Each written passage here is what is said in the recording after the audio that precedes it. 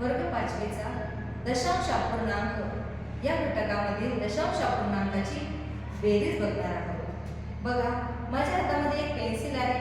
या पेन्सिलची किंमत आहे 2.5 रुपये आणि या पेनची किंमत आहे 4.5 रुपये। 2.5 रुपये म्हणजे किती? तर 2.5 रुपये म्हणजे 2 रुपये 50 पैसे आणि 4.5 रुपये म्हणजे किती? तर 4 रुपये 50 पैसे।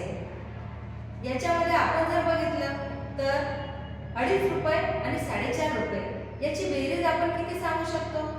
2 अधिक 4 बरोबर 6 आणि 50 पैसे अधिक 50 पैसे मिळून होतो 1 रुपया।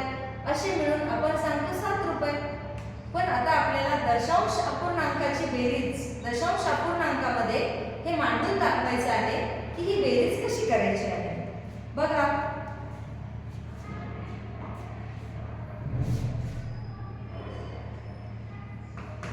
पेन्सिलची किंमत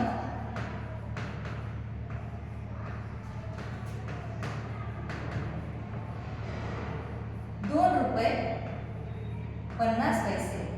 मांडताना आपण कसं मांडलं? 2.50। पेनची किंमत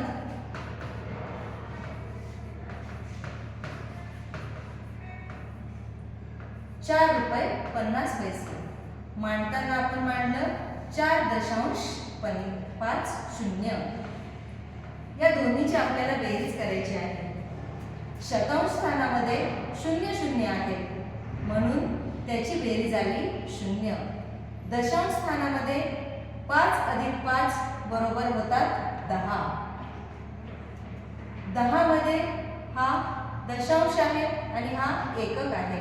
दशांशानंतरचे आहेत म्हणून हा दशांश आहे आणि हा एकक आहे। 10 दशांश बरोबर 1 एकक होतो म्हणून या ठिकाणी आपण लिहिले 0 आणि हा 1 एककाच्या स्थानी लिहिला।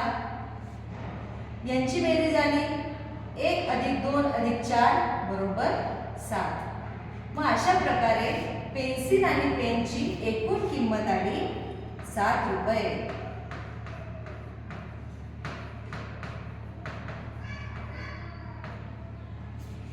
धन्यवाद।